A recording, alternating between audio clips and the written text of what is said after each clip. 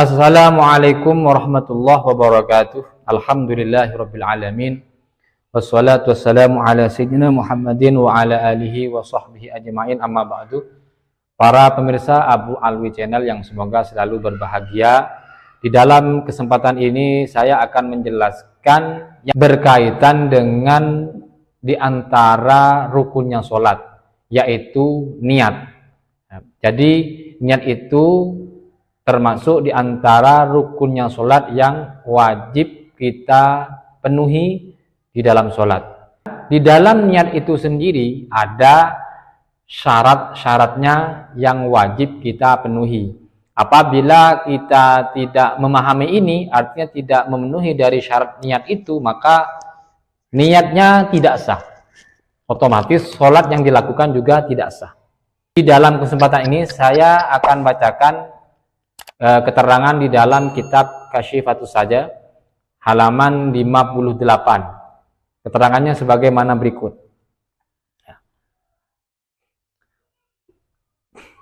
Summa bayyana al-musannifu maratiban niyyati ats-tsalatsata biqaulihi in kanat as-salatu fardhon ay walau fardhu kifayatin ka salatil janazah aw qada'an kal fa'itati wa mu'adatan nadharan li asliha aw nadran wajaba fihi salasatu asya'a. Jadi apabila yang dilakukan itu sholat fardu, baik itu seperti sholat jenazah, kemudian mengqadha sholat fardu, sholat qadhaan, atau sholat yang dinazarkan, maka wajib memenuhi 3 hal di dalam niat itu sendiri. Yang pertama ialah qasdul fi'li, ay niyatu fi'lis sholati allati istadaraha litatamayyaza an sairil af'ali.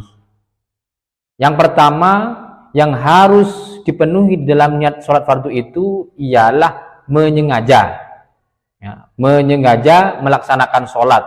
Kalau kita praktekkan ialah niat melaksanakan sholat, nah itu termasuk redaksi menyengaja. Kalau dilafadzkan usolli seperti itu, maka redaksi itu harus ada ketika melakukan niat sholat.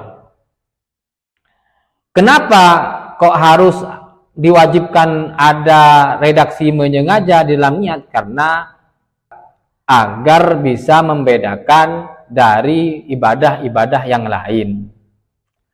Wala tajibu al-idhafatu ilallahi ta'ala li'anna al-ibadatah la takunu illa lahu subhanahu wa ta'ala. Dan tidak wajib menyandarkan niat kepada Allah, karena yang namanya ibadah itu tidak ada lain kecuali memang untuk karena Allah. Makanya tidak wajib menyandarkan niat kepada Allah, tetapi disunnahkan untuk menyandarkan niat kepada Allah agar makna ikhlas itu betul-betul nyata.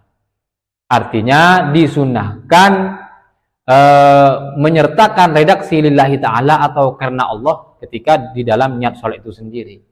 Jadi meskipun tidak wajib, tetap dianjurkan untuk menyertakan lillahi ta'ala atau karena Allah ketika di dalam niat sholat itu.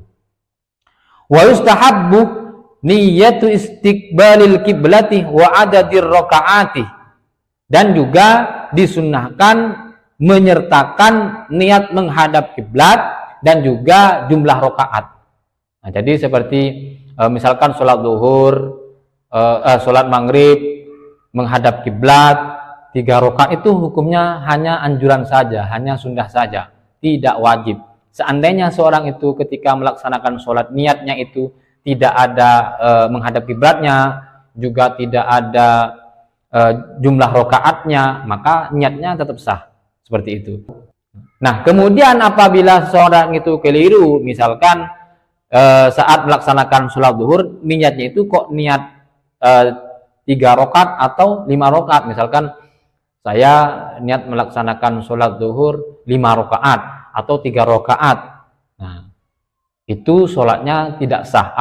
Jadi meskipun jumlah rakaat itu bukan suatu kewajiban, tetapi apabila musolli atau orang yang sedang melaksanakan sholat itu salah, ya, di dalam niatnya itu sholat zuhur tapi jumlahnya rakaatnya itu 5 rakaat atau 3 rakaat, maka sholatnya tidak sah. Nah, ketentuan ini hanya berlaku niat yang dibaca di dalam hati, bukan pelafatan niat. Kalau seperti usolli fardhul maghribi, itu bukan niat tetapi melafatkan niat. Jadi berbeda ya. Jadi ketentuan di sini ialah yang niat yang memang yang dibaca di dalam hati bersamaan dengan takbiratul ihram. Bukan usolli fardhu dhuhri rakaatain, fardhu dhuhri arba rakaatin dan seterusnya, bukan itu. Itu anjuran gitu. Itu bukan sebuah kewajiban ya. Jadi niat itu di dalam hati, bukan bil lisan tapi bil qalbi. Jadi sekali lagi saya sampaikan, ketentuan ini bukan di dalam melafatkan niat, tapi niat yang dibaca dalam hati ketika takbiratul ihram. Karena niat itulah yang memang termasuk bagian dari rukun sholat, bukan melafatkan niat. Jadi seperti itu.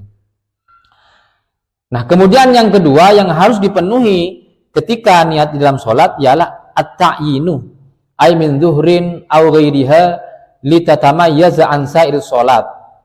Yang kedua yang harus disertakan di dalam niat itu ialah menentukan sholat fardu yang sedang ia lakukan. Misalkan melaksanakan sholat zuhur, ya harus disebut zuhurnya. Sholat asar, ya harus disebut asarnya. Dan yang kemudian yang terakhir wasalithuha al-fardiyatuh, ya, menyertakan farduan di dalam sholat. Jadi di dalam niat sholat fardu itu wajib menyertakan 3 hal. Yang pertama ialah qasdul fi'li, menyengaja, yaitu saya niat melaksanakan sholat. Ini wajib. Kalimat seperti ini wajib disertakan di dalam niat. Ya. Kemudian yang kedua ialah menyebut nama sholat fardu yang sedang ia lakukan. Apa itu fardu zuhur, apa subuh atau maghrib. Jadi saya niat melaksanakan sholat zuhur, atau saya niat melaksanakan sholat maghrib. Dan kemudian yang ketiga, fardu, wajib disertakan di dalam niat.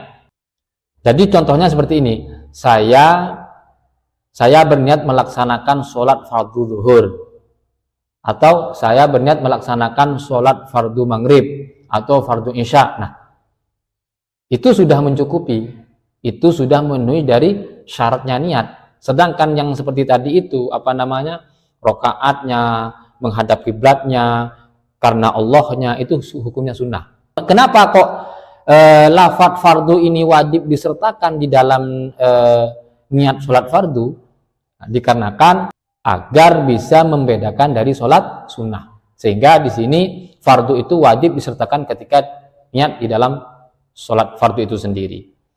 Jadi kalau kita melafatkan niat itu minimal usolli fardul zuhri, usolli fardul asri, usolli fardul maghrib, itu sudah pelafatan niat yang sudah memenuhi syarat seperti itu. Kalau prakteknya ketika di dalam hati, saya berniat melaksanakan sholat fardu maghrib, saya niat melaksanakan sholat fardu isya, saya niat melaksanakan fardu sholat subuh, dan seterusnya seperti itu sudah mencukupi dan sudah memenuhi dari syarat niat itu sendiri. Hanya saja ini bisa dikondisikan kalau misalkan kita memiliki waktu yang luas, ya bisalah dengan ya kalau bisa menyertakan juga seperti lillahi ta'alahnya, kemudian menghadap kiblatnya. Tetapi kalau memang waktunya tidak panjang atau mepet, ya sudah tidak usah, pakai yang singkat-singkat saja, yang penting sudah memenuhi syarat. Nah, kemudian seperti pelafatan niat itu sendiri, seperti usolli fardhu zuhri, usolli fardhu asri, itu hukumnya hanya anjuran saja. Jadi kalau orang yang sepuh-sepuh yang sudah tidak memungkinkan belajar, sedangkan untuk melaksanakan niat itu repot dengan cara melafatkan, ya sudah nggak usah pakai lafaz niat, langsung saja niatnya yang dalam hati yang dilakukan. Karena terkadang saya menemukan itu seorang makmum itu ketika melaksanakan sholat itu jalan gerakan dari imam hanya karena sibuk dengan pelafatan niat, usolli fardhu zuhri, usolli fardhu asri, usolli, akhirnya imamnya itu sudah mau ruku dan ia tidak mendapati imam yang berdiri hanya karena menyibukkan diri dengan melafatkan niat itu sendiri. Jadi dikondisikan saja. Nah, jadi dikondisikan jika memang waktunya luas panjang, ya sudah tidak apa-apa baca semuanya, tapi jika waktunya pendek, ambil yang penting-penting saja, ambil syarat-syaratnya saja.